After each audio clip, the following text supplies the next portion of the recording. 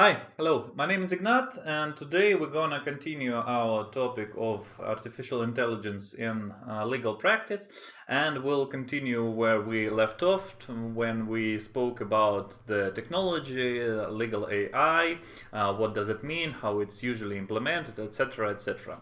And today we will have a more practical talk. I will discuss the all current solutions which exist in the space, how these technologies can be implemented to solve specific tasks, and how I believe artificial intelligence will be implemented in business, government, and other areas. First of all, let's recap from the previous lecture. This is about maybe for somebody who has skipped part one. A few words about me. My name is Ignat Postny. I am a partner and executive director at Tech Consulting. We are a private consulting company located in Russia and a few other countries, and we specialize in high-end legal practice. We do consulting, M&A, asset protection, all the very usually difficult and time-consuming projects. Since 2017, since 2018, we have undergone in our company a digital transformation, and we have become also a developer in the legal AI field. So we are currently developing solutions for our clients which enable them to automate some processes of due diligence, compliance, scoring, etc. So all these processes are enhanced by artificial intelligence, and we help our clients to do just that. My contacts, if you have any questions, maybe based on the previous or this lecture, I will be happy to answer them and to talk in more detail. I'll ask the organizers to send this presentation, so you can contact me via any means you seem that are available and useful for you. So, a little bit of a recap from the first lecture of what we talked about and where we stopped. First of all, we have spoken about what is artificial intelligence right now, a brief reminder of what we consider to be artificial intelligence based on books, novels, cinema, etc. It's not today available or possible even. No Terminator, no Skynet, no Ultron, etc. We don't know how to create these systems, and by we, I mean the scientific community and the global worldwide business community. We don't know how to create these kind of systems. What we know how to do is actually quite simpler. It's systems which are focused on one or maybe two domains, like driving cars on the general purpose roads like Tesla or other companies. It's artificial intelligence to recommend the best, I don't know, Instagram or Facebook posts for the users. It's systems which help and enable some logistics operation, etc. But the general idea is that these systems which we currently know how to create, they are not general purpose. So you cannot say take the artificial intelligence from Tesla and use it to connect to somehow recommend better posts on Instagram, on Facebook. It's currently not possible. The driving system can only drive the car, and the recommendation engine can only recommend content, and they do not actually know what they are doing, based on their current architecture. These systems are very focused on one or two specific domains.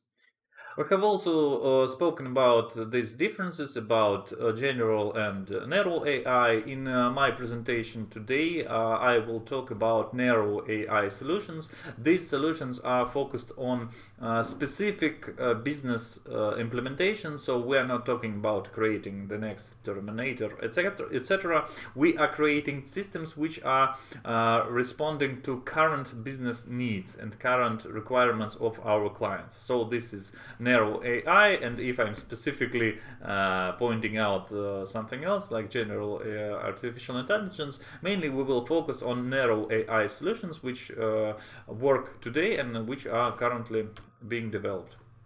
Another big reminder about explainable AI systems. This is the concept of which arises directly from how these systems are generally trained. The general idea of training artificial intelligence is machine learning, and the machine learning started as an idea to cut corners and to not use traditional programming methods, like you say, write a program from start to bottom, if else, like the complete thing. What in like early 2010 in the and a little bit later, the people understood the power of neural networks. Not like they understood, they realized it, because all the theoretical groundwork has already been made, but some advancements in the technology, in hardware, actually allowed them to be realized on scale, at scale. But the problem is this idea to use machine learning stems from understandable desire of scientists and other innovators to remove the person who is doing a lot of work, like someone who is labeling the data, who is extracting the features. This is very time consuming, and actually when we are talking about difficult specific tasks in various domains, it's also very expensive, because you have to get a person of high qualification in order to explain this process and to extract the correct features.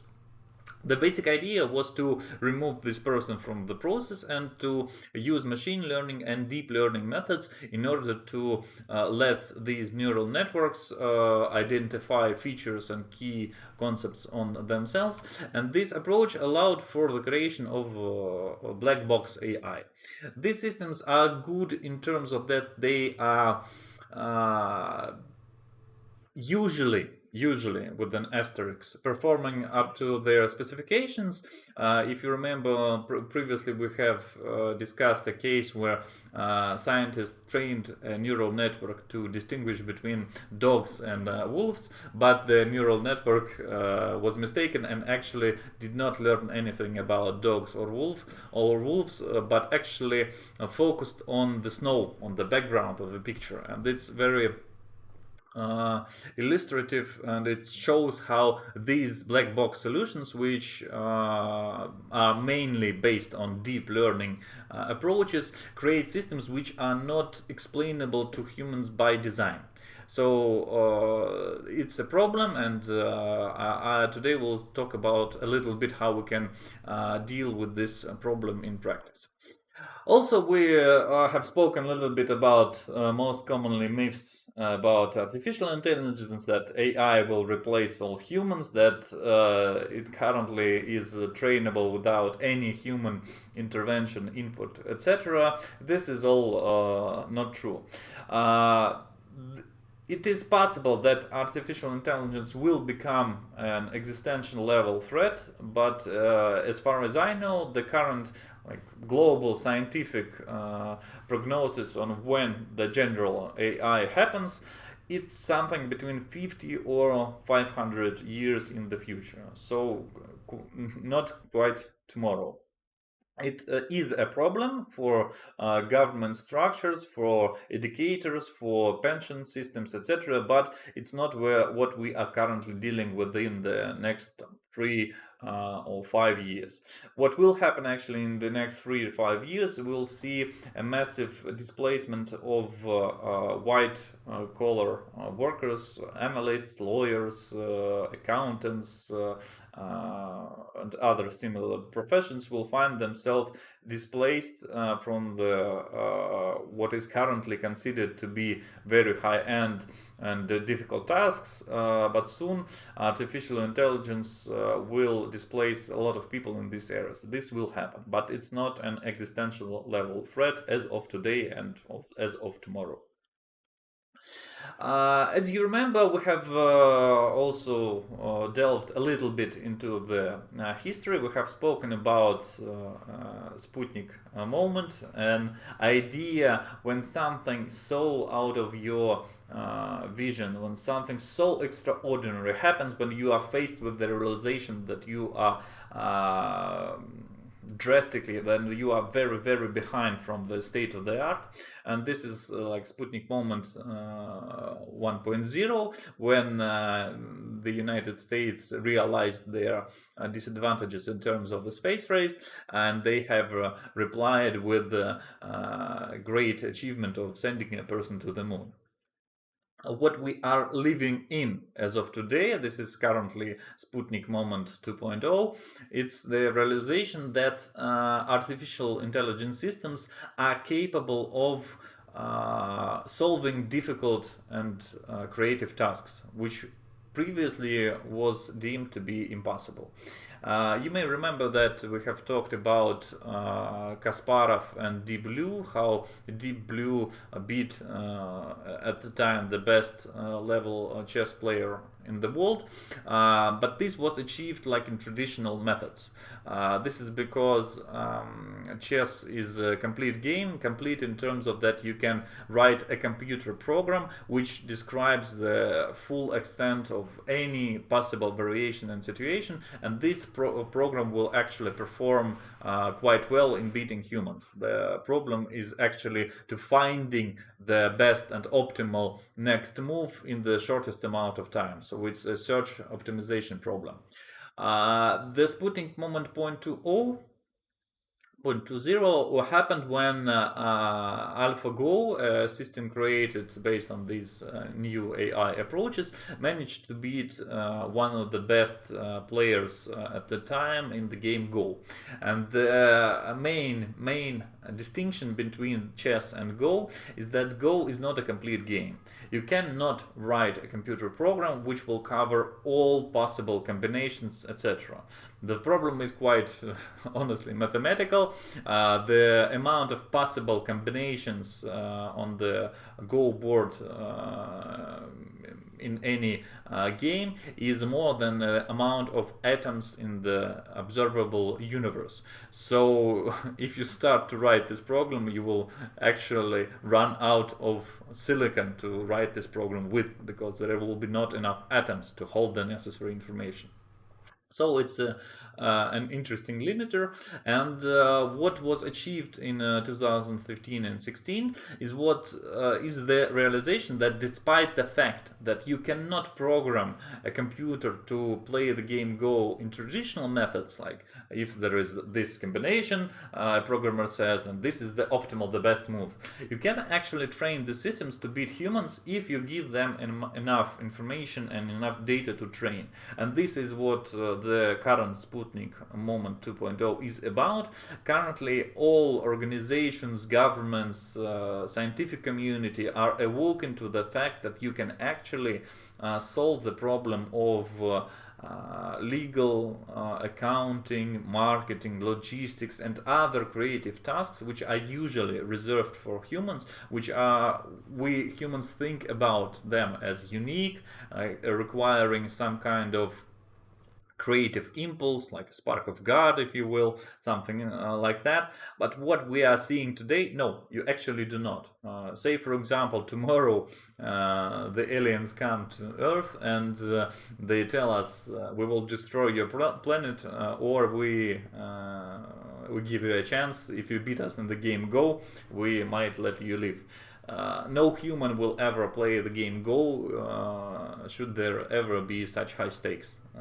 That will not happen, because as of today, for these specific and not very realistic tasks, but humans are beaten every day, and it's quite possible that no human will ever beat these systems in any amount of foreseeable future. Also, we have spoken about the ideas where we can use artificial intelligence, where the systems are most beneficial, and we have discussed some, like, from 10,000 feet view of the major areas where artificial intelligence will be beneficial. And today we will delve into the specifics of this topic, but the 10,000 view is as follows. We have governments, and it may be like counterintuitive to think about governments as the good sandbox as a good ground to implement AI solutions, but actually it's not like that at all. Yes, the governments are quite bureaucratic. They usually are not very receptive to any innovations, new ideas, technologies, etc. But they have a very big inherent problem. This is true in Russia, and I'm also quite confident in implying that it is also true in other countries. That governments are facing with an increasing amount of routine checks, works, etc. This is across all domains. I mean, like compliance of bank transactions, that can be processing of applications, of court cases, of any other kinds of documentation where government are focused in. And all governments around the world are faced with the problem of dealing with this huge amount of data, which is actually increasing from day to day. Traditionally, this problem is solved by hiring more people. But what we see in terms of how digital services transform access and give more access to people to, I don't know, to protect their rights to go to courts, this process becomes easier and easier. The amount of people actually going to, say, courts for dispute resolution is rising every year. And the democratization of access is beneficial to this process. So if somebody knows that he can write a court claim, I don't know, within 30 minutes via the help of some kind of legal bot or something else, this is very logical and obvious why the amount will grow more and more. As of today, many people do not go to, say, court for the dispute resolution because it is difficult to formalize all actual contractual obligations, all terms, and all the things that the party or the dispute thinks the other party has broken the contract, etc. It's all very cumbersome and time consuming. But if you give the people an option to go to court like easily, they will obviously do so, seeking some kind of resolution, seeking some kind of refuge from the breaching party. This problem is prevalent across all government organizations, all domains, etc. That is why the general idea of hiring more people and training more people is probably not a very good long-term solution. The second and the third most receptive fields for AI solutions are more traditional. These are big corporations, large holdings, which on a day-to-day basis solve similar solutions. Usually the amount of data they work with is less, except for some companies, except for some specific cases, I don't know, like Google, Facebook, etc., which have more data than some governments. But usually, when we are talking about maybe a production company, maybe a marketing company, or I don't know, a law firm, they usually deal with less amount of data. Say a government body within a given year may process, I don't know, couple millions of applications. Usually large corporations deal with hundreds of thousands applications per year, so it's quite a bit less. But business has a different ask towards artificial intelligence. Artificial intelligence can enhance business processes and multiply them in terms of their speed.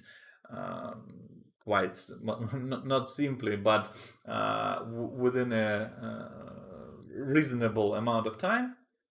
But this all comes down to cost benefit analysis.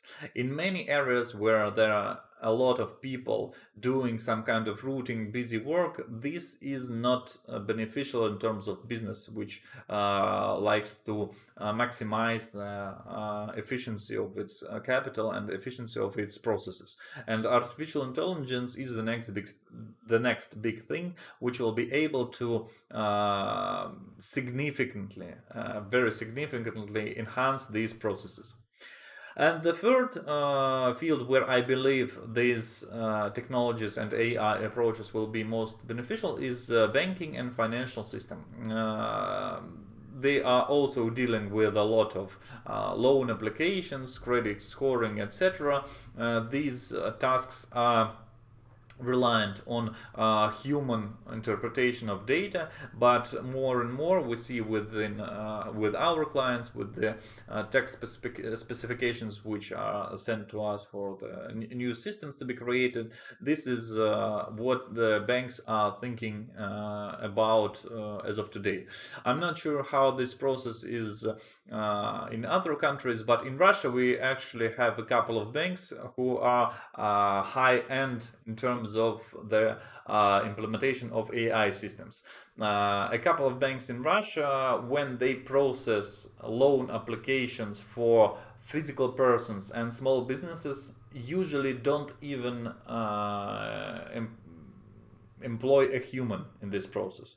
It is usually very simple because you can quantify a person who is not a business owner, etc., like uh, small in terms of relation to how many connections and relevant data points there are to process. Like you have to look at his family, his financial background, maybe his assets. That's basically all you have to look at.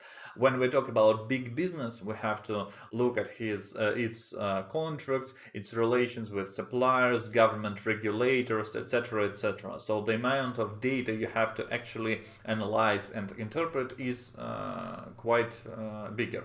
So a few banks in Russia have decided that it is actually beneficial to them to remove the human from this process. And a lot of banks in Russia right now are moving in the same direction. But the next big thing in AI in banking is credit scoring of big businesses and big corporations. This task, as far as I know, is currently not solved. Also, in our previous lecture, we have spoken about two ideas, two approaches to how technology will transform these processes, our society. There are two, I believe, general outlooks on this topic. There are technological optimists and pessimists. I am from the camp of technological pessimists, but I'm not imposing my view, just providing you a couple of viewpoints to this idea. Like I said, my view in general is that within the next 3 to 5 years, we will have a very big displacement of white collar workers, which are currently employed in various due diligence, compliance, all the tasks when you are basically fact checking some things, when you are going down the list and like checking this, whether the share capital is okay, whether the contract is okay. All these tasks are currently at risk of being automated, and this is, I believe, the next revolution in terms of how the efficiency of business processes will continue to evolve and to become more and more. And lastly, we have spoken about legal tech on in our previous lecture. We have spoken about these solutions, how they perform in automation, or going into more specifics of legal domain. And the basic idea is that automation of legal processes is not something out of the science fiction books. It is what's happening today. And people are thinking as legal companies and somebody who has to employ outside outsourcing services in terms of legal, I don't know, court cases, etc., how they can make this transaction more beneficial. And what this implies is you have to strip down the legal profession back to its essentials.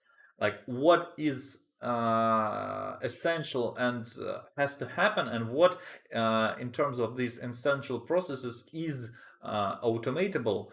Say, for example, you want to know that the counterparty is represented by a legal person who has this capacity, who has this legal capacity. You have to check his power of attorney. You have to check his, I don't know, corporate resolution on the appointment of the general manager or general director, and you have to check the charter and the memorandum of associations of the company, and maybe some government registers to double check all this data.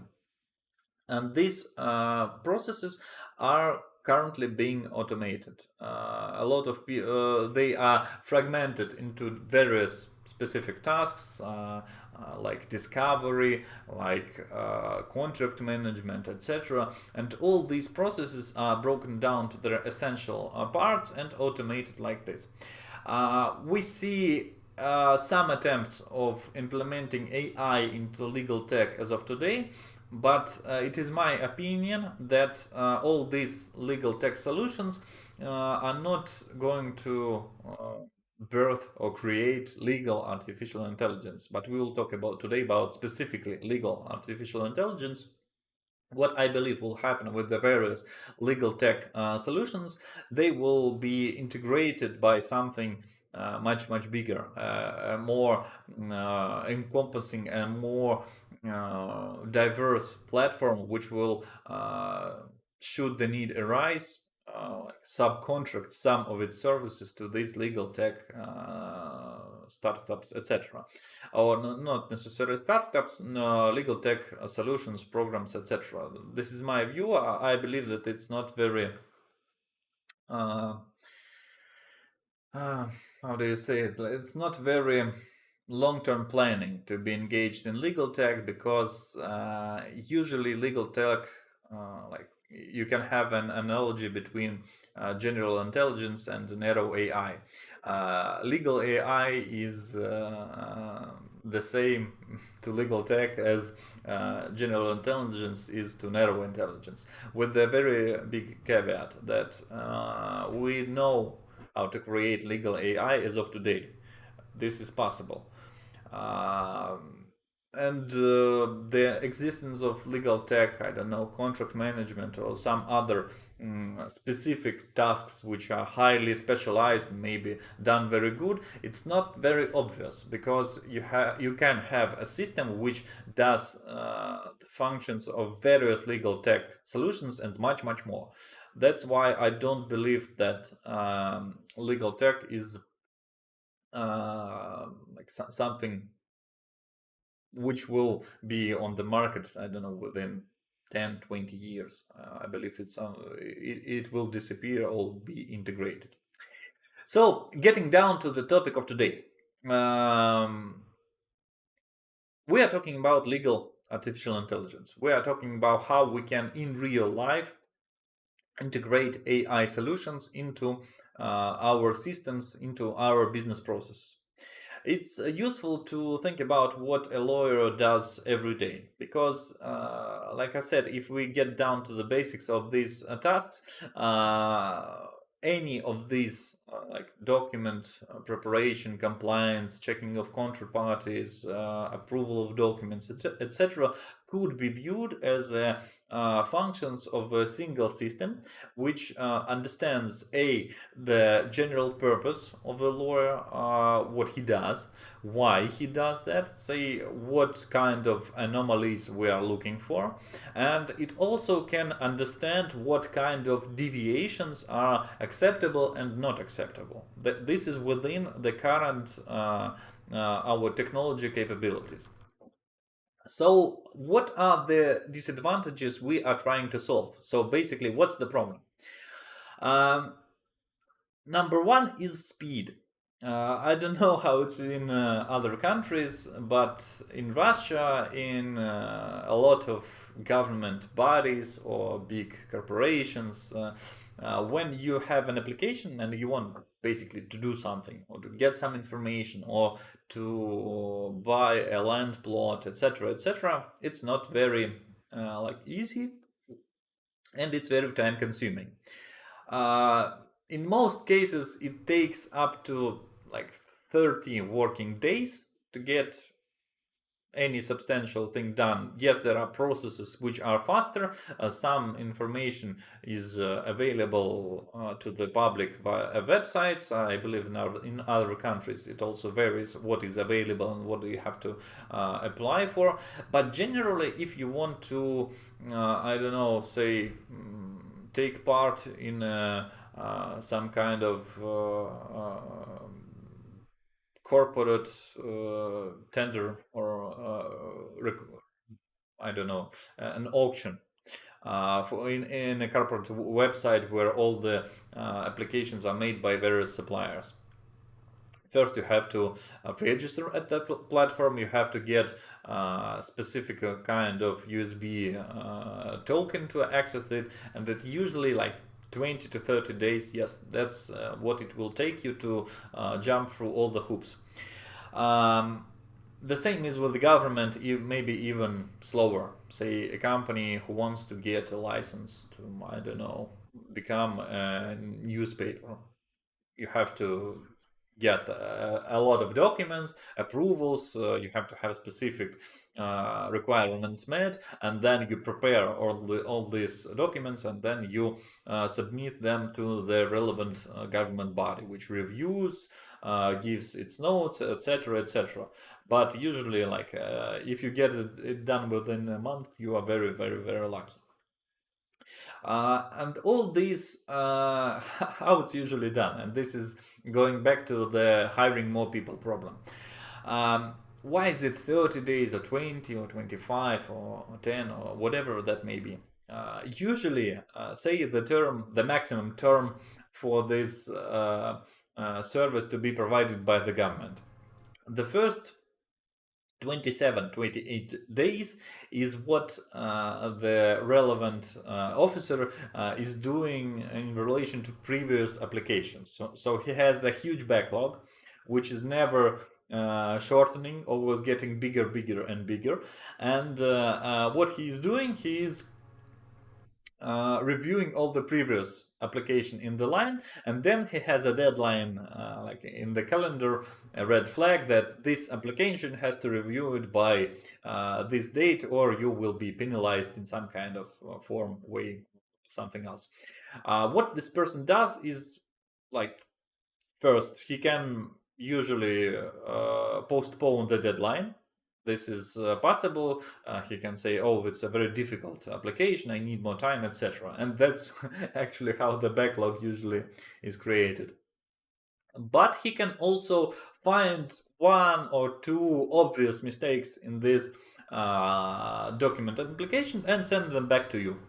Oh, no, no, no, no, there's a bad application, you have to resubmit it once more. But these mistakes are, I'm not saying that they are not there. They are usually there. They are problems when documents have to actually be amended, and it's a good thing that a person corrects them. It's actually beneficial. But do we really need 20 or 30 or more days just for this pile of documents to sit at somebody's desk, actual or like physical or virtual? I don't think so. We can create a system right now which will check all these routing things at the moment of submission.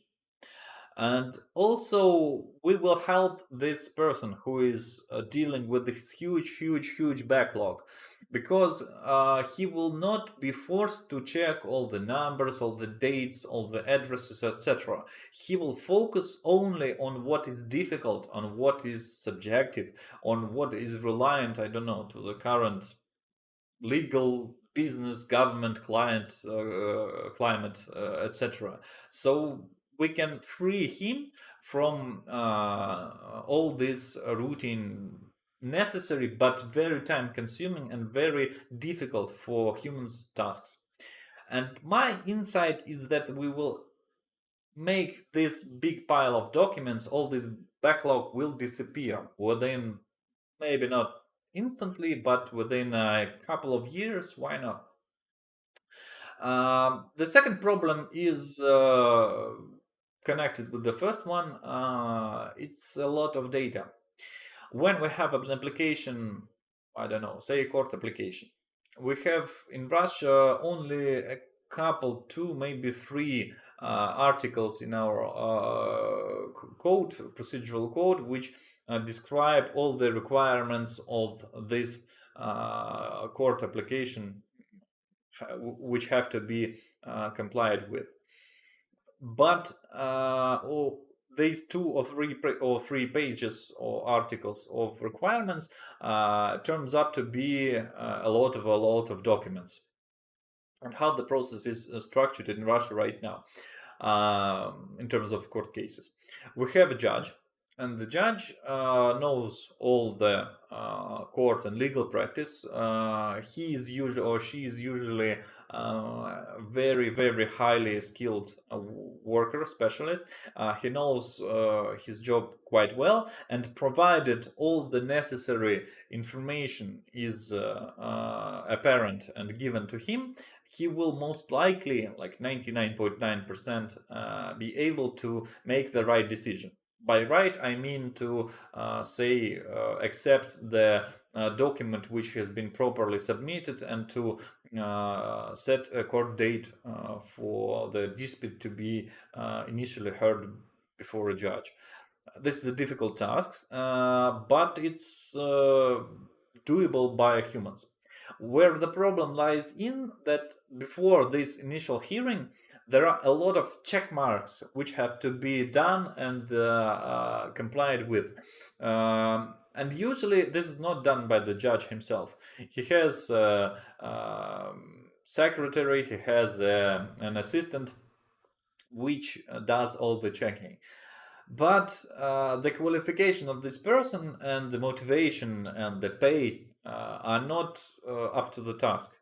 And also, modern attention studies tell us that it's impossible to expect humans to perform as well as comparable AI or any other technological solutions in terms of routine tasks.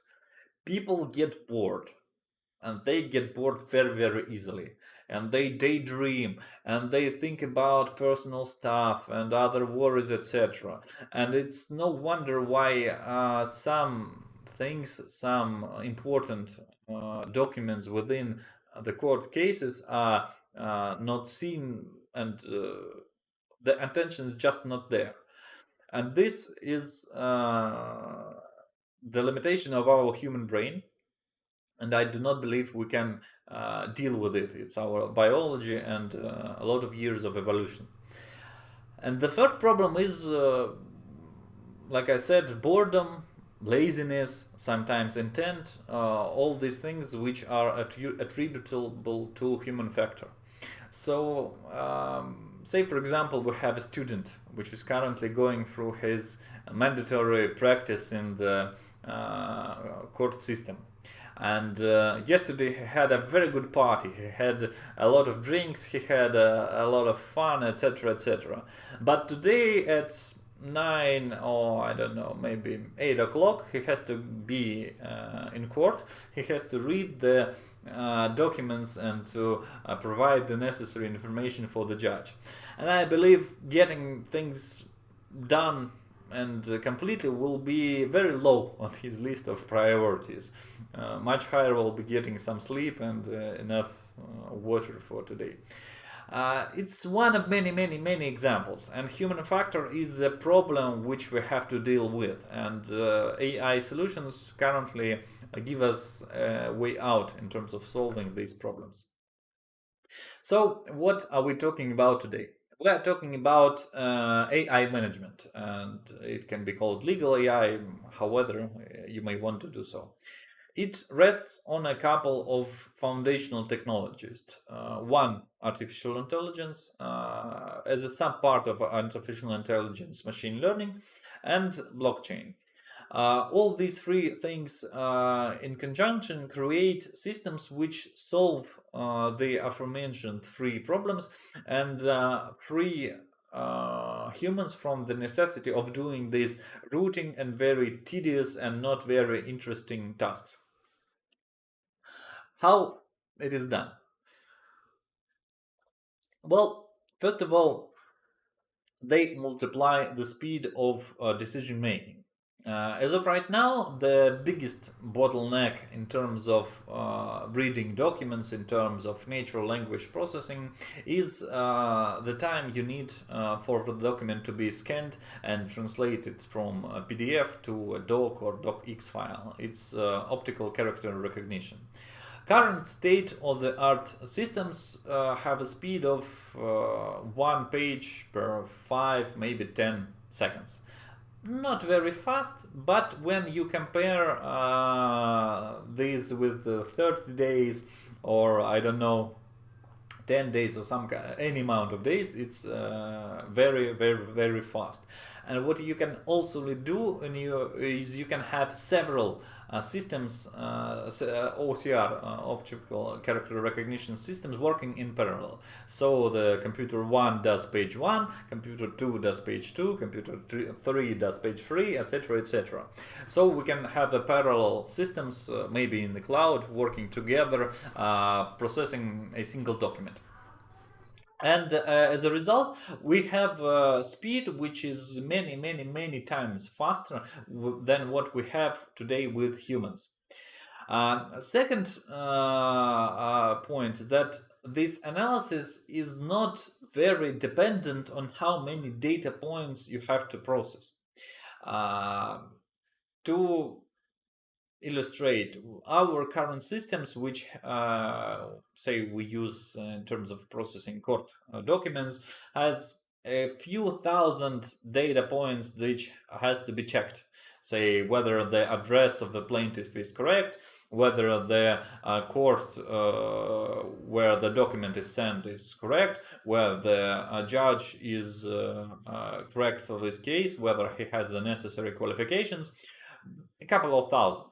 That's a lot, but not like insurmountable. When we have the system formalized, when it's up and running, all these checks after the OCR, the character recognition process, are done within a second, maybe half a second. So it's not actually a bottleneck, and we can multiply all these data points by a factor of 10. We can have 10,000 data points to be checked, cross-reference, etc. Well, I'm fairly certain that it will work within a 2, 3, like 5-second stops. So it's not like humans. It's not degrading with more data. It actually gets better because it has more points to cross-reference the data, to check where it was previously mistaken based on some new information. It's not ashamed of being mistaken. It is very beneficial to these AI solutions to get more and more data. They don't degrade with more data like humans do. And also we have a guaranteed and specific result. What's beneficial to understand is that artificial intelligence is not like top level genius, like Einstein or Feynman or whoever you may fancy.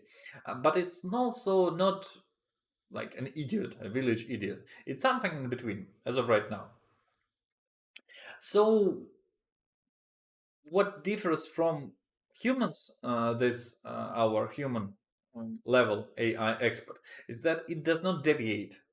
It does not get significantly smarter, like by a factor of 10, 15, but it does not get dumber. It usually never gets dumber, with some very very rare cases. Usually it stays within a boundary. Yes, we can have better results in terms of our system. Say, for example, our development of solutions, the first result is usually the first version of the system, 60 or 70% accuracy. The next level is like 85, 90.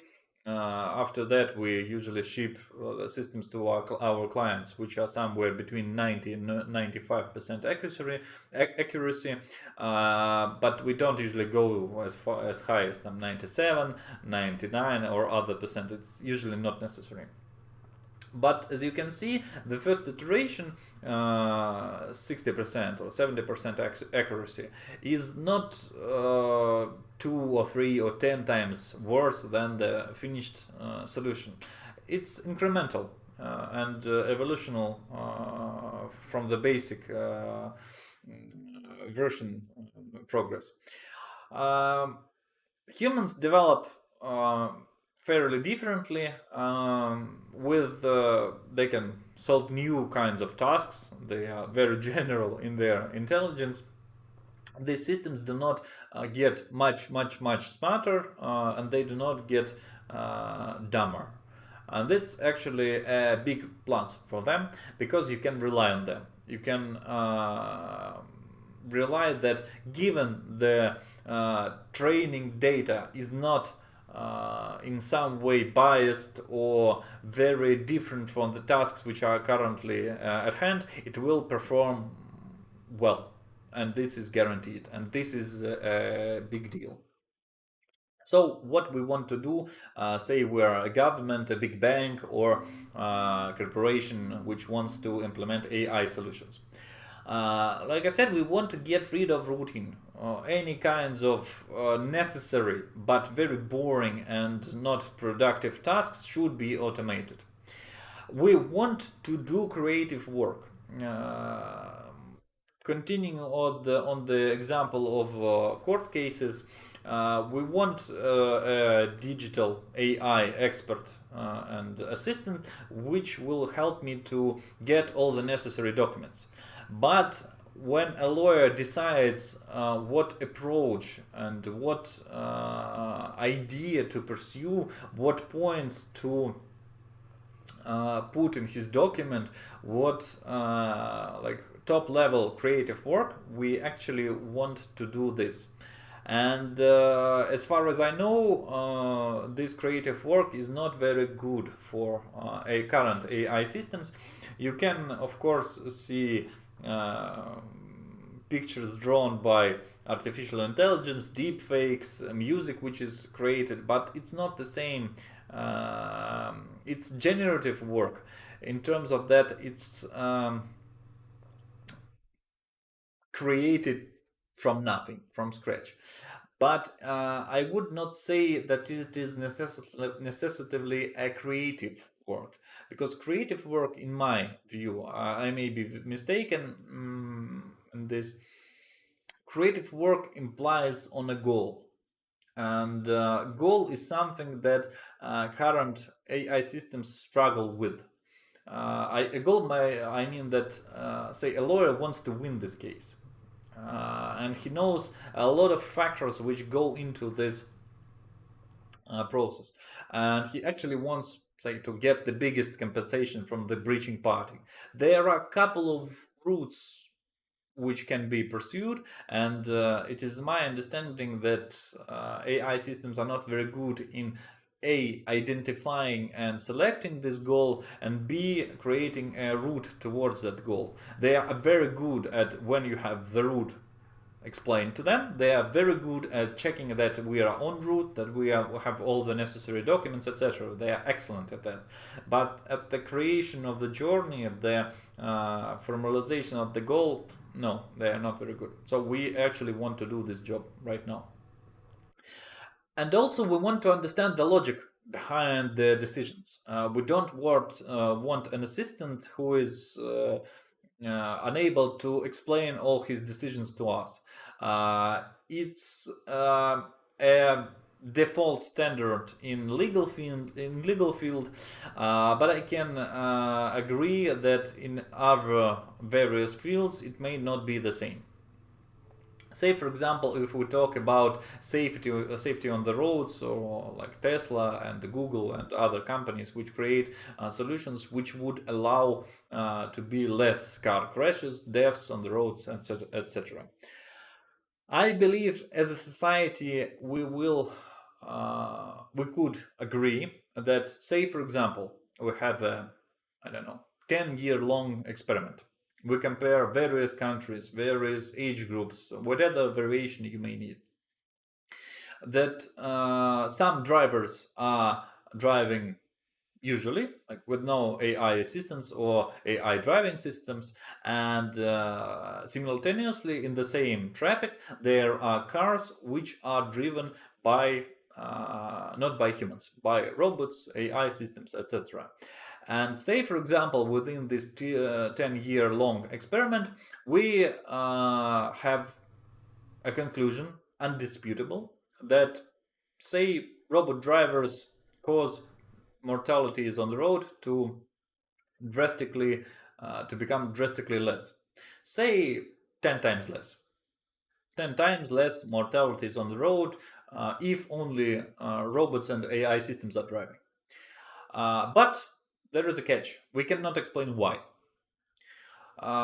It is my understanding and more like belief that the society, the humanity could agree that, okay, we do not understand, but it's clearly better.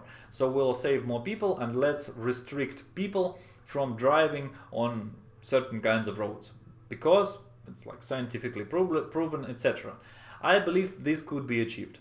It requires a lot of explaining, a lot of political will and capital, but I believe this could be done. But when we are talking about specifically legal field, I do not think the same logic applies. The basic foundational idea of the legal field of dispute resolution, etc., is that you can have an opportunity to disagree. You can disagree with the court of the lower bracket or lower instance and to go to the higher court. It's understandable that on the road the situation is quite different. You either, like in extremes, you are dead or you are alive, and if you are dead there are no second guessing, etc. That is why we understand the seriousness of the situation and we say, okay, no human driving. But no human lawyers, no human judges, I do not believe we will achieve in the foreseeable future, because you would most likely not be able to explain the whole logic from point A to point B. That is why I believe we should currently focus on systems which are explainable but are not doing the creative work and not replacing humans in terms of final decisions in these fields which are not like extreme or life or death situations. That's why what we don't want to do, we do not want to completely replace the lawyer or judge or somebody else for this specific domain. We do not want to work with the with the black box, something which is unexplainable, which is not interpretable, and which we don't know how to integrate into existing process. And we also would not want to rewrite all the laws, all the regulations from scratch. We would actually would like to work with what has humanity been able to provide within the recent couple of thousand of years. It's like beneficial a lot. So we might state this goal. The goal is to create the perfect digital assistant, which will help judges, lawyers, accountants, etc., to do their creative and consuming work. The design of this solution or assistant is quite similar to how our brain currently working. We have three big, they are intertwined, but we can distinguish between them in our human brains. We have three systems. System one, vision. We perceive the data, we perceive all the photons, all the reality as we, with certain limitations, are able to perceive, but we have vision. Second, we analyze all this data, we interpret it based on our experience, and we say we see some piece of wood and we can analyze it. It's not just a piece of wood, it's a chair. It has a purpose, it was created by a human, I can sit in it, etc., etc. And the third part is speech, is the transmission of the data of information which has been created, analyzed, and when you can say it's a chair, not just a piece of wood, is when you have communication between currently humans and in the future between AI systems and um, humans, experts, etc. So the solutions which we are creating should be somewhat similar to our human brains, as they should include these three big parts. And going into more specific into legal AI field, what should such systems do? First of all, they should comprehend and understand, not on a human level, but on a legal expert level, texts. I'm not saying that human intelligence is somehow less than legal intelligence. No, what I'm getting at is actually backwards. Legal understanding of documents is very strict and less uncertain. Human, like, I don't know, common person understanding of documents, he may not know all the technicalities, all the details, etc. But he has a lot of ways to perceive this document. He can understand that A, it's a piece of paper. B, there is ink on it. C, this ink was printed perhaps on a printer. D, it has some sort of form, like it's a heading, it's the main block of text, it's the lower part, etc. So human actually can perceive a document in many various ways which are not accessible to AI solutions. But AI solutions and legal experts perceive very specific and very necessary to our current goal meaning within the text, and this is currently achievable. We want these AI assistants to free us from routine work. All the compliance, all the due diligence checks should be completed by AI solutions. We don't want to wait 30 days. We want to have analysis within seconds or minutes, and this is also doable. And like I said, we have to have some sort of speech to be able to explain the decisions, why something is good, why this regulation is or requirement is met or not, and we should have some sort of communication with this digital assistant. The answer to these tasks is a hybrid legal intelligence. It includes two main parts.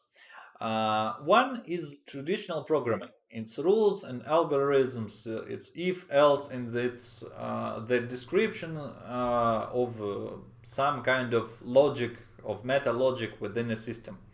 Why? What's our goal? How we can achieve it? What are viable ways to achieve this goal?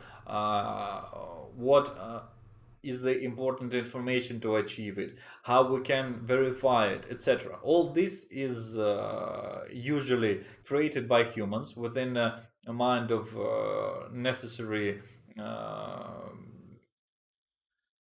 bell curve distribution. What is usually necessary, what is usually good, and with the description of tail end cases. What's the exclusion, what's the error, how it should be processed, etc., etc. All this information should be explained formally in terms of which computer and which human can understand and process, etc. But we also want to harness the power of machine learning and deep learning. So we train these systems with the view of our knowledge graph, with our knowledge we have formalized in the first part. So they are feeding each other with data, with information. Say, for example, the algorithmic part is de facto labeling system for the data, but for machine learning. But machine learning can pinpoint some insights and to provide some I don't know, data connections which were not previously formalized in the algorithm for an expert to integrate in the next version of the system. So they are working in tandem. Okay, we have an idea how we create this, but what's the problem number one? The problem number one is how do you formalize the goal of what you really want to do? And it's a very famous and I believe relevant quote from Henry Ford about what will the peasant tell you if you ask him what does he needs? A faster horse. He will never tell you that he needs a car. It's similar problem to what we are dealing in the field of legal artificial intelligence. When you ask a lawyer what he needs, he thinks, well, I'm stuck in discovery. I'm stuck at I don't know these cumbersome things, and I don't really know a lot about technology, but I would like to these things be done faster, quicker, etc., etc. On the other end of the spectrum, you have an IT expert, a developer, and when you ask him what he can do, he tells you what he can do based on his previous experience and his current toolbox. And say he can create a chatbot, he can create I don't know a system which can parse the emotional content of the document. It's all which he has done before, but it's not very useful. And my best example for this topic is the many various examples of systems of AI systems which interpret or decide whether this block of text from Twitter for movie review or etc. is good or bad, whether it's emotionally positive or negative. How these systems were created. They were created due to a necessary problem with the data. Uh, Developers don't have all the contracts, all the various letters, applications properly labeled and formalized, etc. So they make do. They work with the data which is available to them. And what's the data that's available? Of course, it's Twitter, movie reviews, IMDb, etc. So they laser focus on these tasks because they have the necessary data, but they do not stop and think about how this emotional tonal analysis of text is beneficial to real solutions, real problems, and how it's a real solution. Um, I can expertly say that neither I nor many of my colleagues in their legal practice have ever relied on the emotional analysis of text.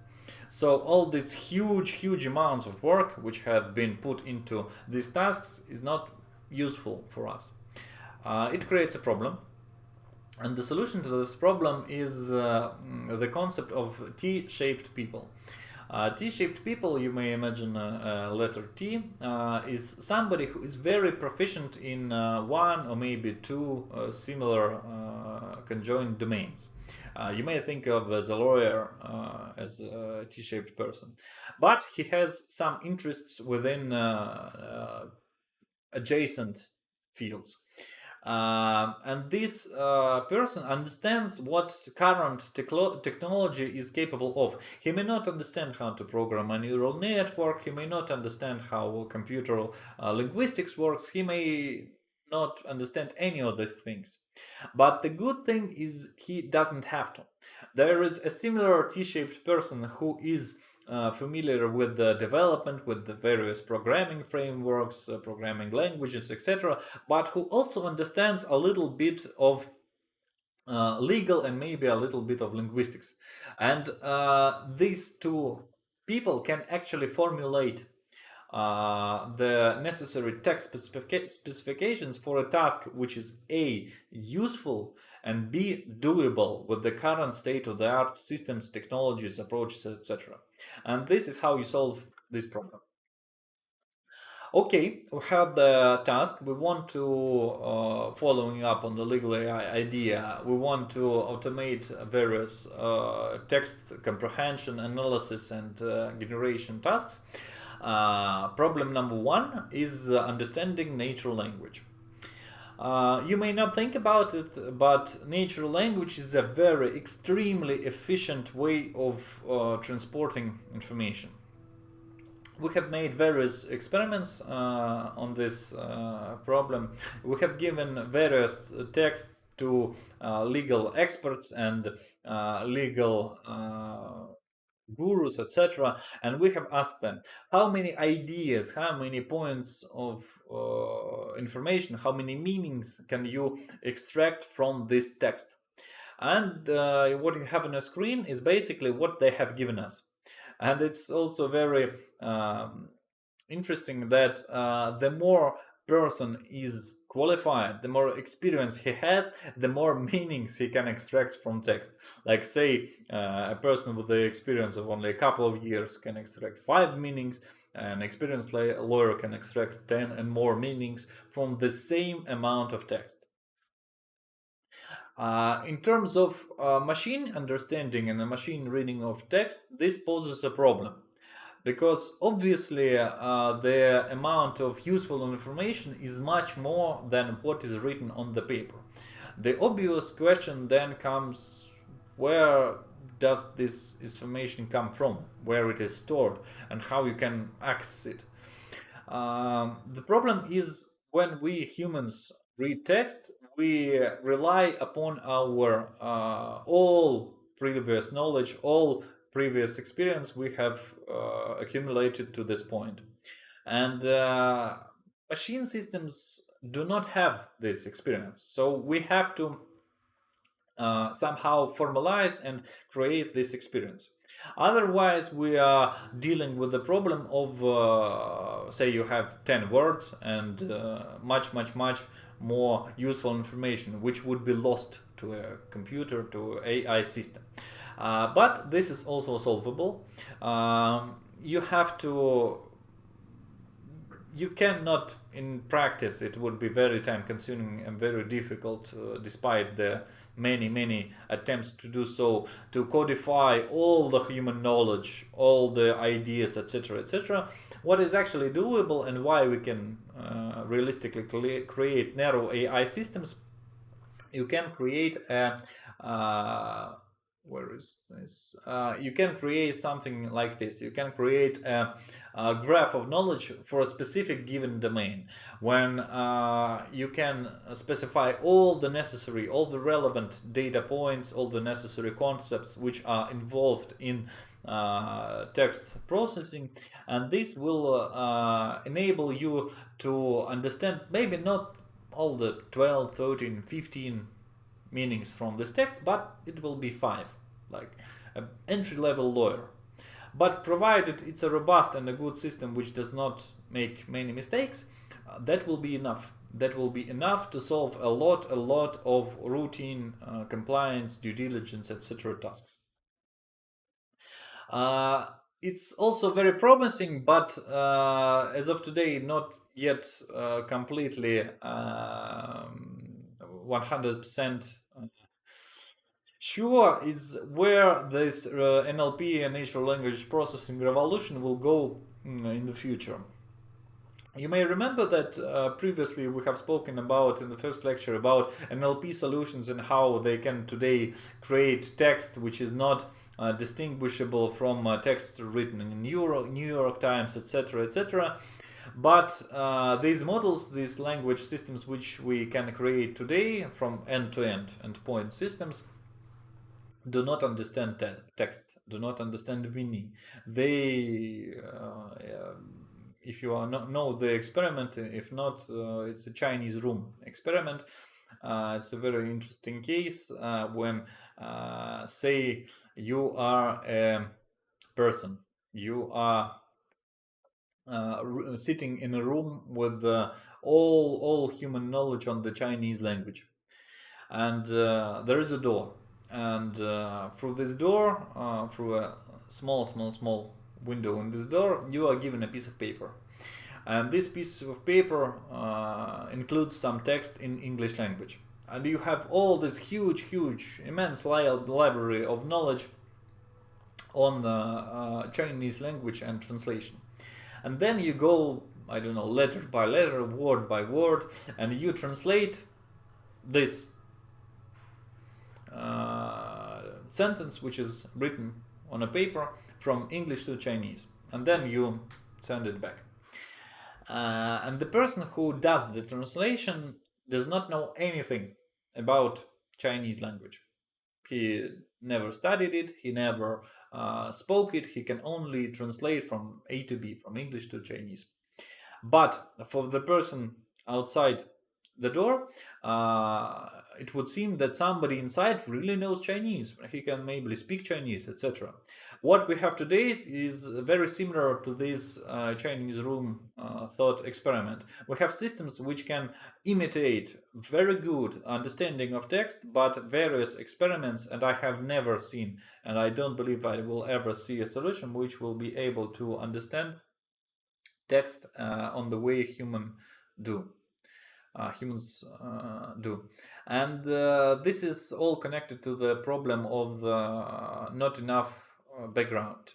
It's not enough knowledge to understand text, to know only the grammatical syntax and other rules, etc. You have to have real life experience, and you have to have connection to the real world. It's not 100% true, but various experiments, what we know about cognition, what we know about intelligence, and realistically it's not very much, but what we know today, that current AI approaches are not sufficient to achieve human level understanding of text. But luckily we do not need human level, we need legal level understanding of text, which is less, much less. Problem number 2, okay, we have the goal, we have the instruments to extract the meanings from data, we have to train these systems. And here comes the problem of data markup and data classification, etc., etc. Okay, you come to, I don't know, a procurement department, and you ask them, what are the backlog documents you have, and they put on a table a huge box, like say 10,000 contracts or 20,000, etc. It doesn't matter. Each year we are processing, we are dealing with them, we are extracting information from them. Okay, perfect. And what are you focused on? And when you get down to business, when you get down to speaking to a high level professional in terms of this document, it turns out that a lot of information is being extracted. Not all the information you can extract from a given sentence, but a lot of this information goes into making a decision, making real business tasks work. And okay, as an innovator, you think, how do you get it? You have to mark up all the data. You have to extract all the features. Otherwise, you will have systems which cannot distinguish between dogs and wolves. And because you have to do so, it's very time consuming and expensive. And also, you don't want, well, maybe you want a little bit to cheat on this task, but you have to understand, if you employ low level qualification specialists to do these tasks, this will be the level of intelligence of the system that you create, and it's very important. If you want to cut the costs and you don't want to employ expensive lawyers, okay, they have studied for 5 years in the legal university. Yes, he can review a contract and extract all the relevant terms, etc. No, he cannot. And because he cannot adequately train AI systems. And that's a problem, because you need highly skilled high professionals to create the data markup, and it's expensive. What we get from experiments, and in these terms, machine learning, deep learning is more like engineering than science. As basically it's working. How? Don't ask me. It's just work. It's just working. It starts to just work when you have processed 10,000, 20,000, preferably documents. And when you have processed this amount of information, you can rely upon like 85-90% accuracy of the whole system. It's a good result. It's usually enough for the business to be satisfied, because like 10% mistakes, okay, I'll live with that. I'll think how to solve this problem. But you have to create and mark up all this data, and you can understand that any consuming process involves it's not like 10,000 various documents. It's 10,000. Say you have a court case and you want to have a system which is able to do something meaningful with the court cases. That's not 10,000 with documents within each court case. It's 10,000 court cases including all the documents within in each case, which enable you to create something useful, etc. So as you can understand, it's a big problem in terms of data sets and data markup. It's a big problem, but as far as I'm concerned, there is no silver bullet. You cannot outsource A to low level specialists or B to some artificial systems all the data markup. It has to be at minimal verified by some high level human expert. And that's what you actually do. Say this is an example from our current working system. It's a markup of two useful things on the document. We have a system which can detect, as you can see, fairly certain with on the last page. It's 99% sure that it has found a signature on a document, and another system finds stamps, government stamps on a document. Also very useful because we have say you are dealing with 10,000 of documents, and you have a requirement that all these documents have to be signed and all have to have some kind of a seal of a company, etc. You use our solution to find the all the signatures and stamps on the documents, and then for human review you provide only those documents where, say, there is no signature found, or where when the system is not very sure, when the percent is low in terms of its how it's sure about whether there is a signature or the stamp on a document, etc. And then you have some significant automation of processes, because a human is not required to see through all 10,000 of documents. Yes, there are risks involved, is whether that machine is mistaken, but usually when we provide our client with a working system, we tell him, okay, test the data. If you are not sure, go ahead. After a couple of hundred of documents, people usually tend to agree that this data which we gather from tens of thousands documents is usually sufficient, and then people only have to work with those edge cases, with mistakes, with low probability, etc., etc. And that's how it usually works. And the third task is you also need highly skilled people to create this knowledge graph.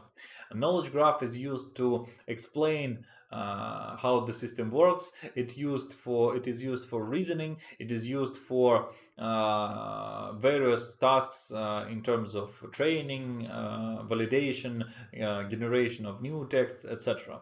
And you can think about these knowledge graphs as all the relevant domain-specific knowledge which is used implicitly or subconsciously sometimes by lawyers.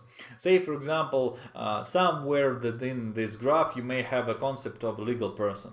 And this concept of a legal person is connected with other concepts, it has a connection with the board of directors, and it's not a strict connection, because a company can have a board of directors, in Russia mainly.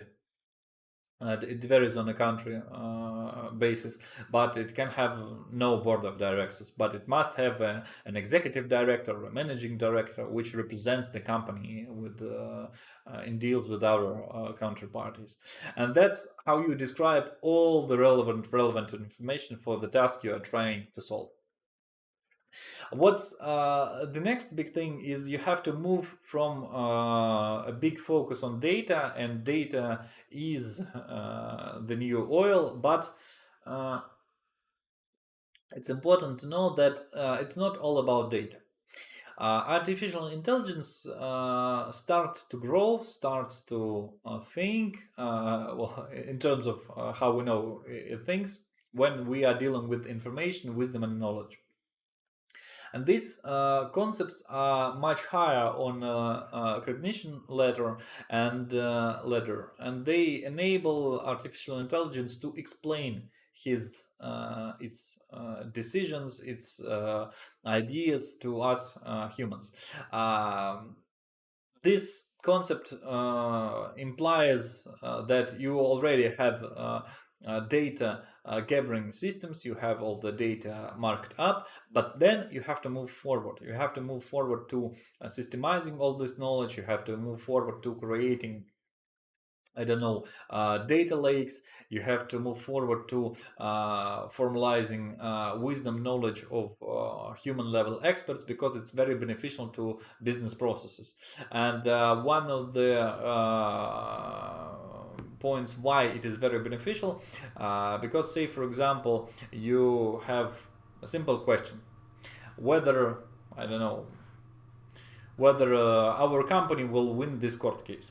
And you have two experts. One is the extremely high level experienced lawyer, and the second one is I don't know, a couple of years of legal practice. And the very experienced lawyer will need only a few data points from this case to have his opinion, because he is acting on his background, he has a lot of embedded knowledge, his knowledge graph is very big, and he has a lot of connections, and he can give you an answer, I don't know, maybe from 5 data points. But the person who is not so experienced has to know a lot more to give you his decision. He has to have, I don't know, 100 data points to know for a fact prior to giving any kind of prognosis, etc. And this is what we get. The more knowledge we incorporate into our systems, the better they can perform.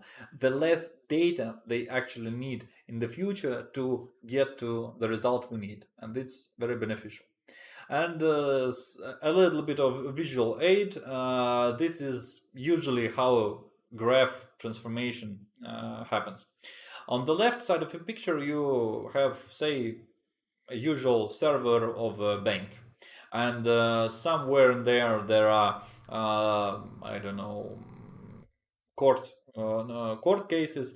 Some there in the bank are reports from government agencies. In the another folder, or I don't know, node on the network, there are loan agreements. On another server, they may be, I don't know, maybe some contracts with the employees, with the employees. And all this data is very unstructured and accessed by some, I don't know, the lawyers work with the court cases, HR department works with employees contracts, etc. But in order to create legal AI, we have to transform all this data into something interlinked between itself. So there are obviously links between various documents and various data points within these documents. What we have to do in order to train AI is to create this linked graph, which contains all the documents themselves, but also the connecting information, the metadata, the how this document appeared in our system, who approved it, what changes were made, why they were made, etc., etc. All this information is crucial to training AI. As an example, like I said previously, here is a small demonstration as from our working system of how a simple requirement is visualized in terms of business processes and graphs.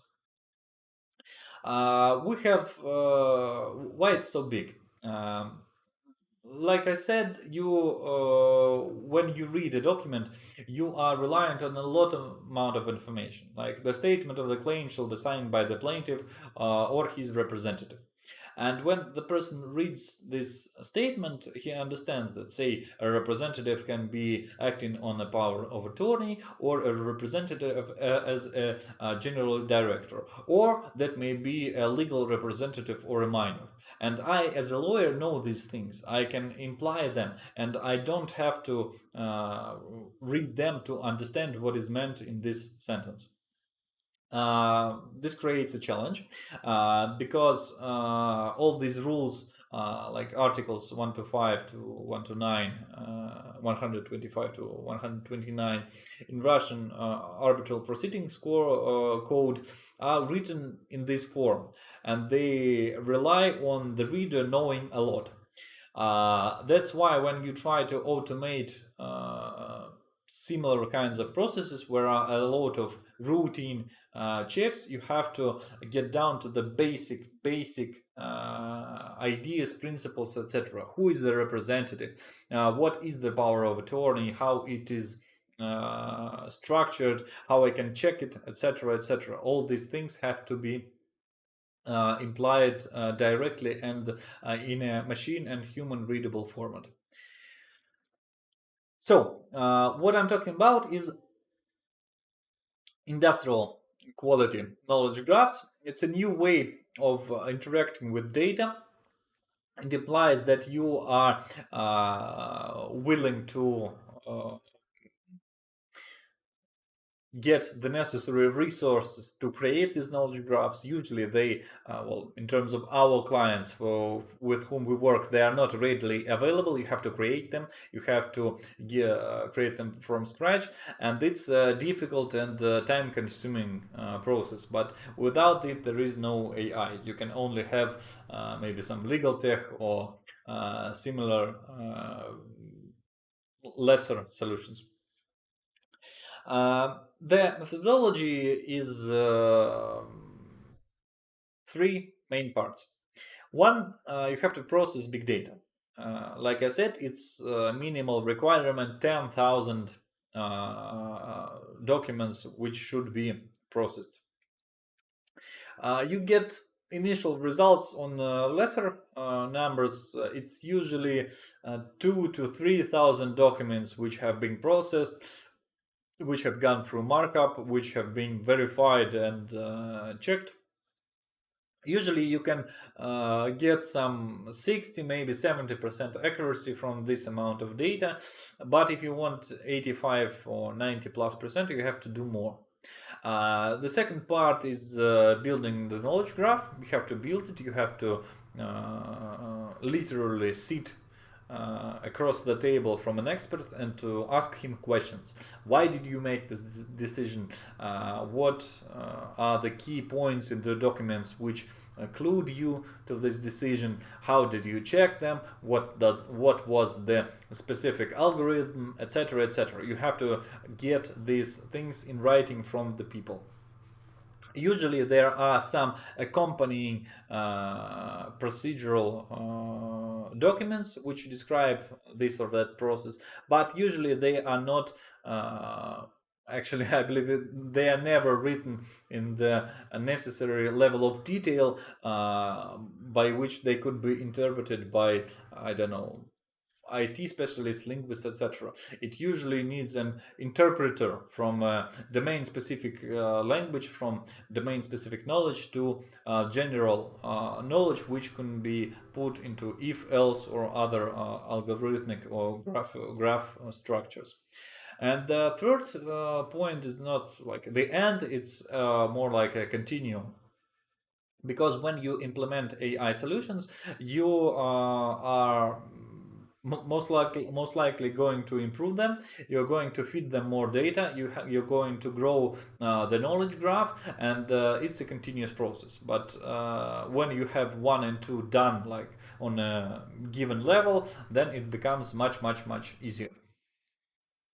Also, a big point to talk about is the transformation of the stuff. You have to understand that there are new requirements. When I was talking about displacement of white collar experts, it's true. There will be some kind of displacement, in my opinion, within the next 3 to 5 years of the white collar stuff. But there is also a counter on the opposite direction, and it is the growing requirement for more people who understand how the systems work on a high level. This is due to the fact that AI systems, because they are inherently human, because they are created by humans, are prone to mistakes. They make mistakes. Sometimes these mistakes are the result of bad OCR, optical character recognition. Say a letter B was translated as a number 8, or letter O was translated as a 0, or something like that. That's a mistake.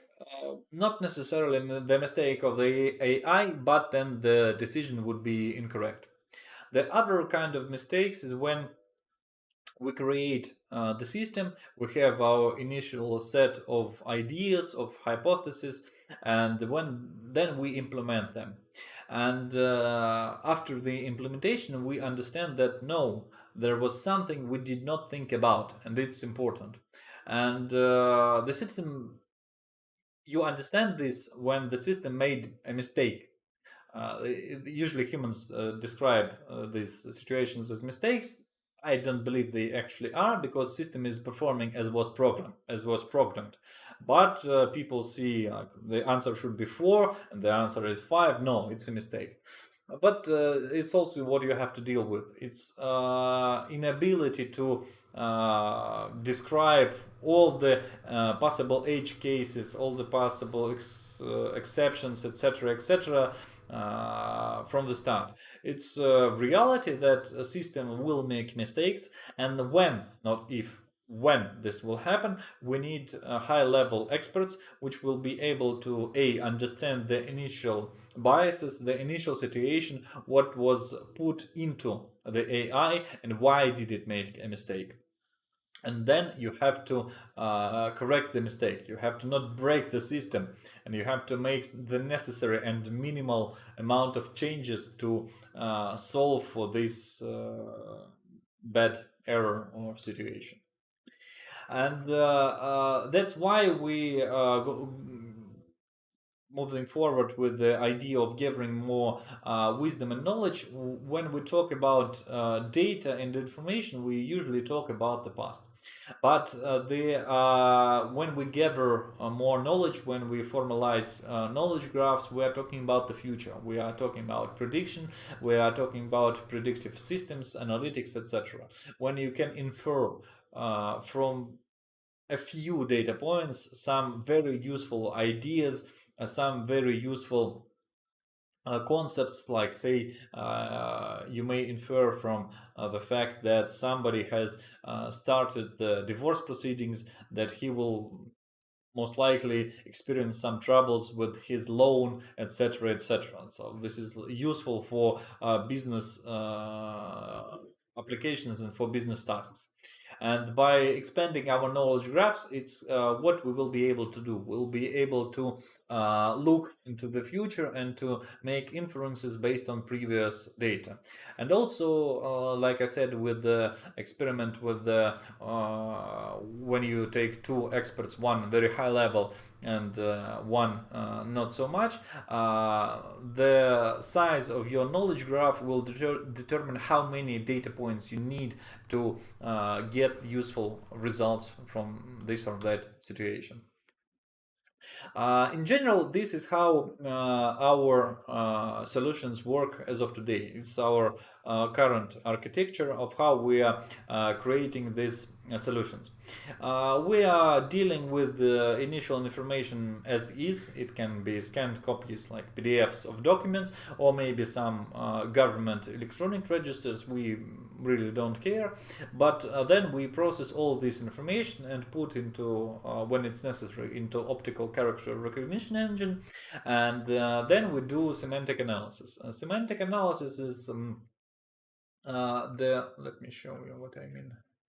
This is this task. We extract all the meanings from the text. When we process all the text which is available and data is available to us in natural language, we extract all the meanings which are necessary for our specific task. We do not extract all the meanings which are theoretically extractable by a human, but we get the amount we actually need.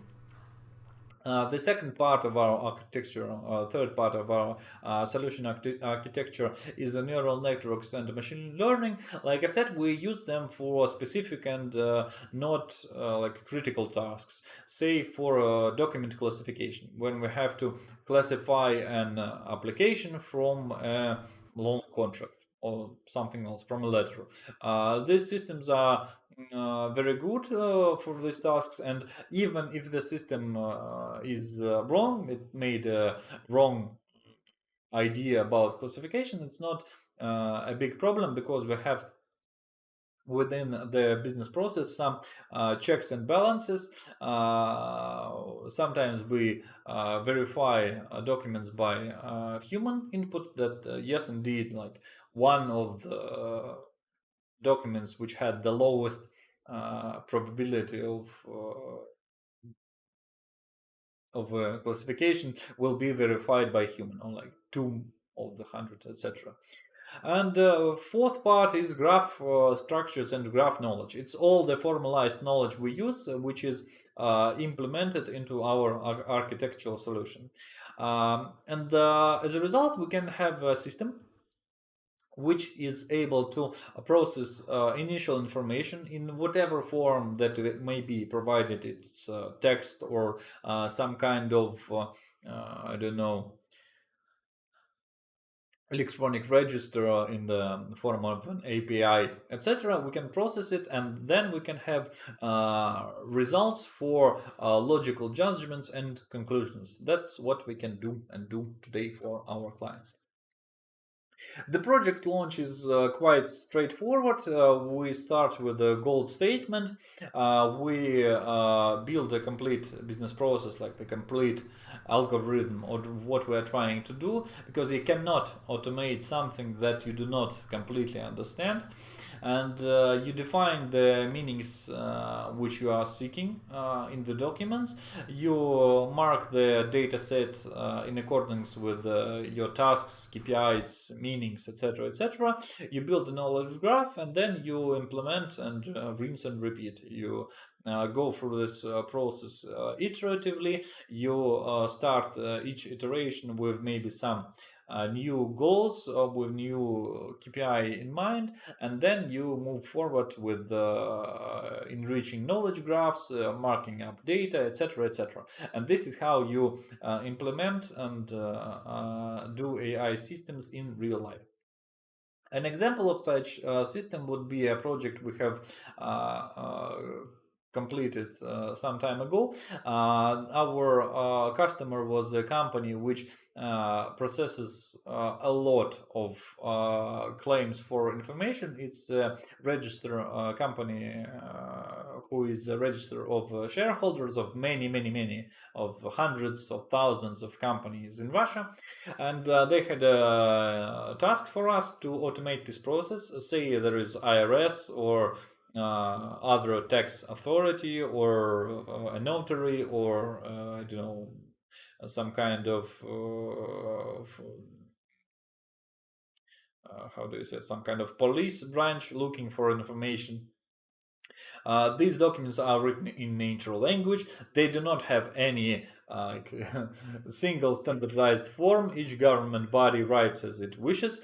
And what we have created a system which allowed us to comprehend and understand on a necessary level these documents, to check whether they have all the necessary requirements, all the necessary details within them, and to give a good, strong recommendation to a human expert whether this inquiry for information, which is obviously very confidential and should not be given to any person unless there are strict and requirements met. We give a person recommendation on whether he should comply with this request, whether this request should be denied or approved, and the information should be given. That's a useful solution. But also I can describe several similar tasks where artificial intelligence could be useful.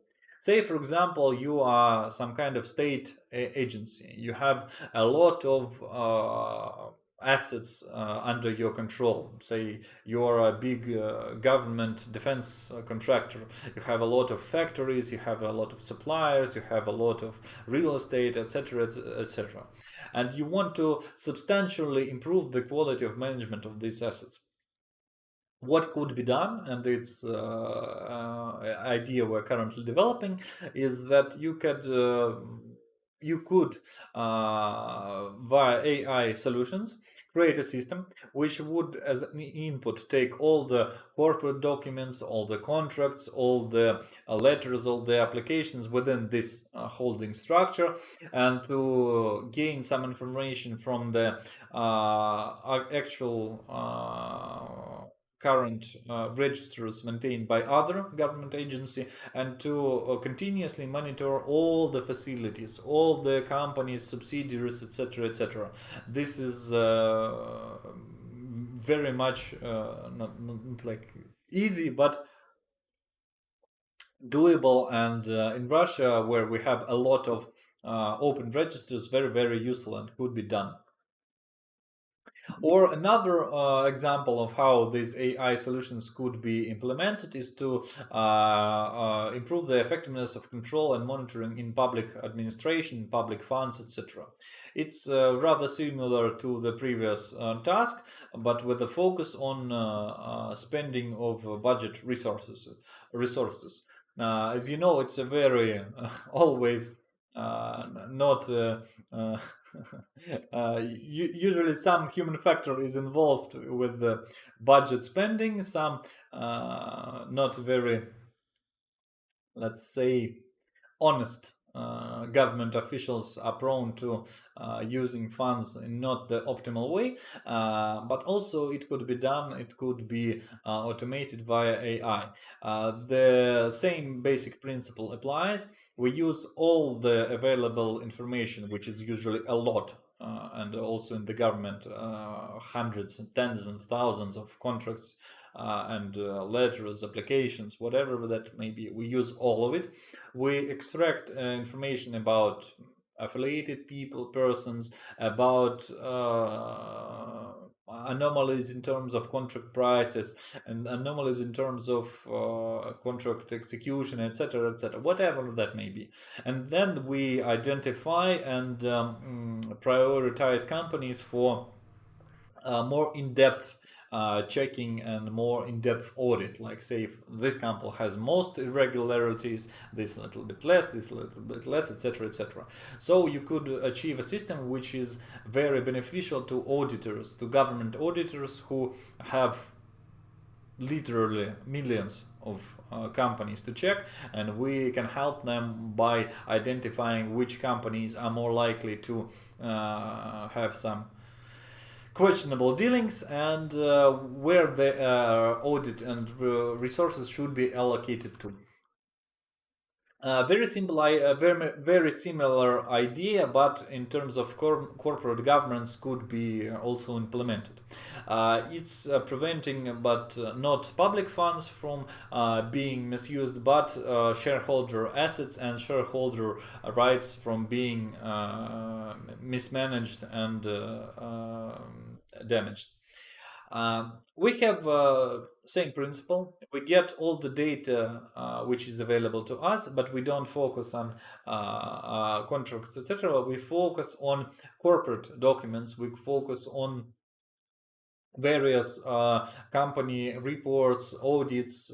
We focus on the board meetings. We focus on the decisions of a general manager. We analyze all of them. We analyze how they are intertwined with the various KPIs, goals, etc. We analyze whether these ideas and whether these documents are connected to some form of affiliated parties. We check all the court cases, whether there are a lot of disputes, etc., etc. And so for our shareholder, we can protect their shareholder value, and we can protect the assets from being mismanaged.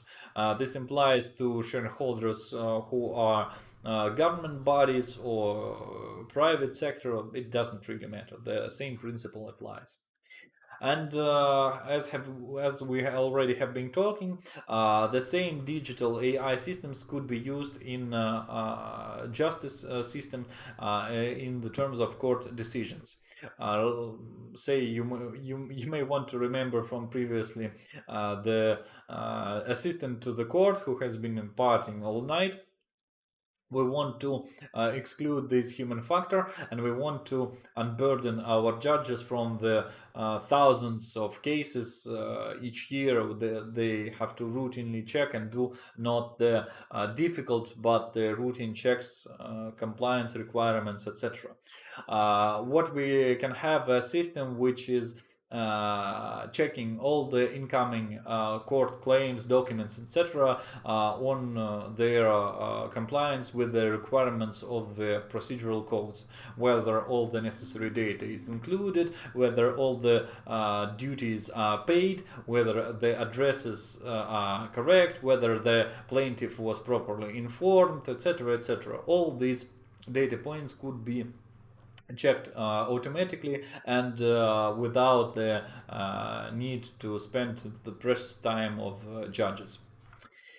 Also, banking and finance sector seems very reasonable and ripe for AI transformation. The idea is to minimize all the losses and costs associated with the loan processing, with the monitoring of borrowers, how we are performing, what's their current situation, and what is their prognosis. We use all information that is available to us, documents, public registers, maybe some information we specifically request from the borrower, say each month or each year, and then we analyze it. We are looking for anomalies, we are looking for the meanings which may imply that the borrower is not willing to pay back all his dues, and that we should maybe look more closely into his business operations, maybe into his credit rating, scoring, etc., etc. So it's the same idea of digital assistance, of getting the information you need for more in-depth future control and analysis.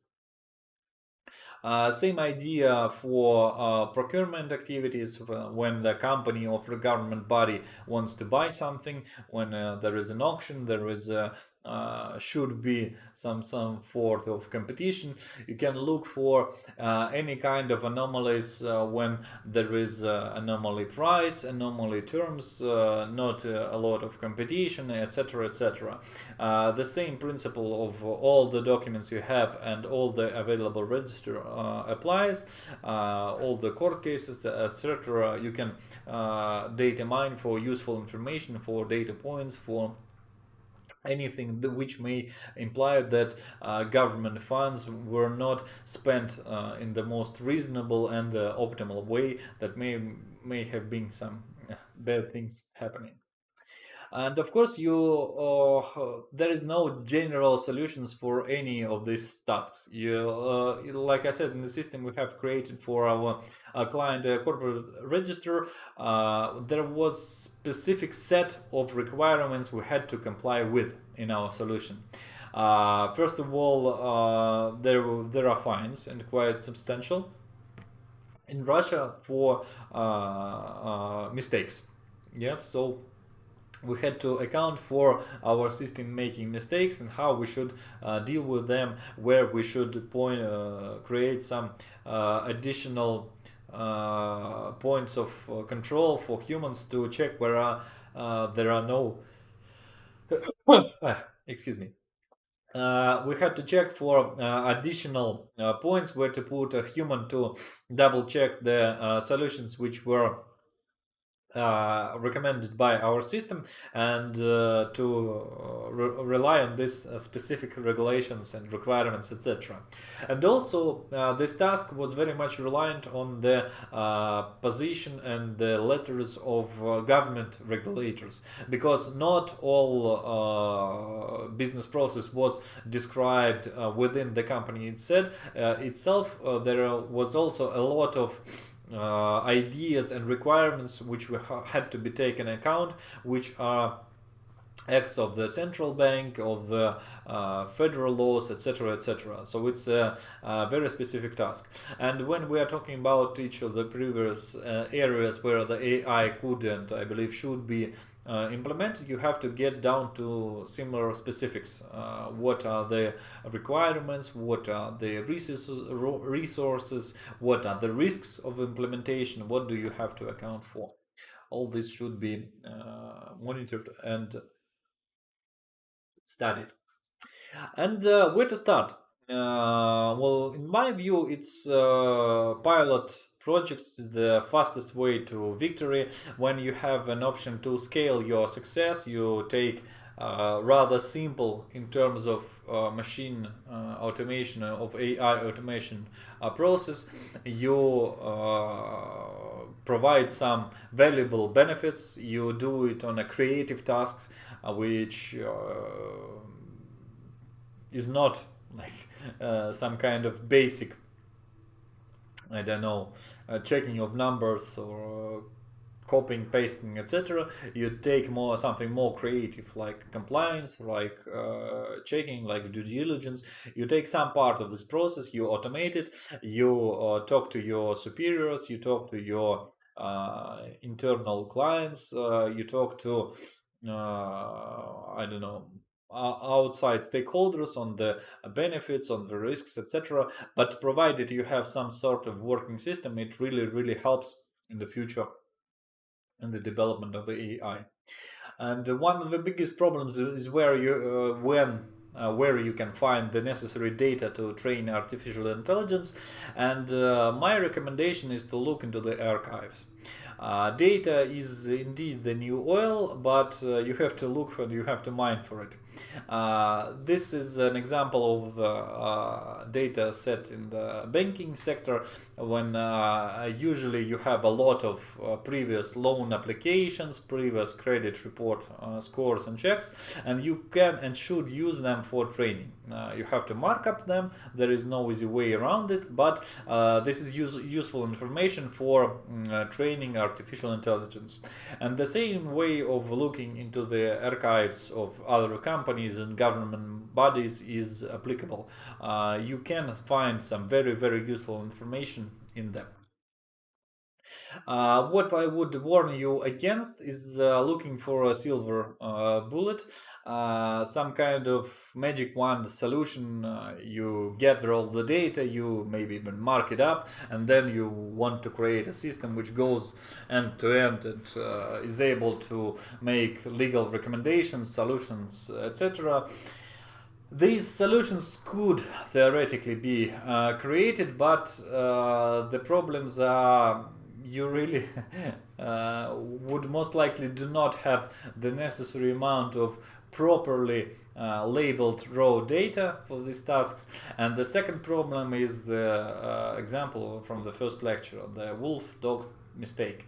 When you have results of the training which are not what you have been training for, and this is not what you expect, and this can actually damage not on the training stage your company, your government body, etc. It can have its ugly consequences much later when it has been implemented and trained, etc. There are a few cases of this in USA, say in where they have had a problem with using AI systems for sentencing a prognosis, which turned out to be very racist, which was trained on previous court cases. So probably silver bullet as a real solution which is workable, applicable, and with minimal risk probably will not happen until AGI, artificial general intelligence, arrives. So a lot of diligent work is required. You should get down to business, get down to the fields and start working with data, with the data sets, with knowledge graphs, etc. And for the closing, a few arguments for and against implementation of AI systems. AI is not for everybody. And it's for the companies, for organizations where is a lot of data. And by a lot, I mean it's preferably hundreds of thousands of applications, documents, contracts, whatever that may be per year, preferably millions. But it's obviously not for everyone, because not everybody has this amount of data of incoming documents. It's for rather mature organizations. We have processes which are quite routine, which are not changing from day to day, which are quite static, because the support of such systems is would be quite cumbersome if you have to rewrite all the logic from scratch in a year. It's also for organization whereas clear time limit, where it's important to be quick, speedy, and to make a correct decision in the earliest possible. It's also not for everybody. And also when it's not technological, but a real, very real practical reason to not start the transformation is that you do not have enough resources and political capital, because it's changes. It is difficult in terms of understanding what AI is, what AI isn't, what could be the long-term consequences of implementation. It requires a lot of resources and of capital. So you should not be looking into AI if you are focused on other useful systems which give you proper results. Maybe you only need machine learning. Maybe you have to focus on business process management or CRM systems or anything else that is possible that they will give you more benefit than the AI systems.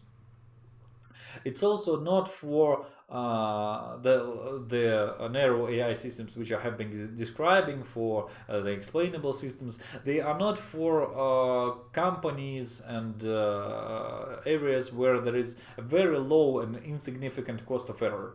Say, for example, if Facebook recommends a single person a wrong or not interesting post, well, okay, he will read another one, or he will close Facebook. But we have billions of other users, and the cost of mistake is very, very, very low. Compare it, for example, with the management of an atomic plant, where every mistake could have life and death consequences. It's also not for companies which have no sufficient amount of expertise to work with people which can explain the in-depth connections, who can create the knowledge graph. It's also not for everybody, and that could be also, this domain of knowledge does not exist. It also happens. And small amount of documents, if you have like less than 10,000 documents per year which are being processed, I would not recommend, because it would most likely not be economically viable to create these solutions. They would most likely need 5 or 10 years to recuperate all the investments which are to be made to create these systems. And it's also not for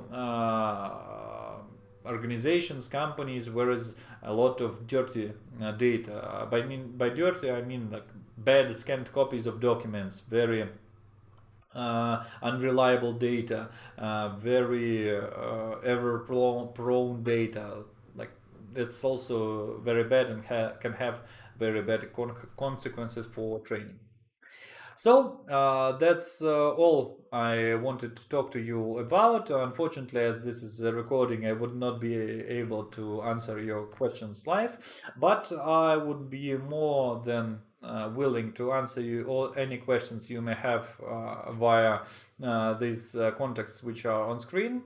I hope that my lectures have been interesting, and that you have learned something new from them. I also hope that you will be able to implement some ideas from these lectures into your day-to-day operations, that you may think about implementing and integrating AI.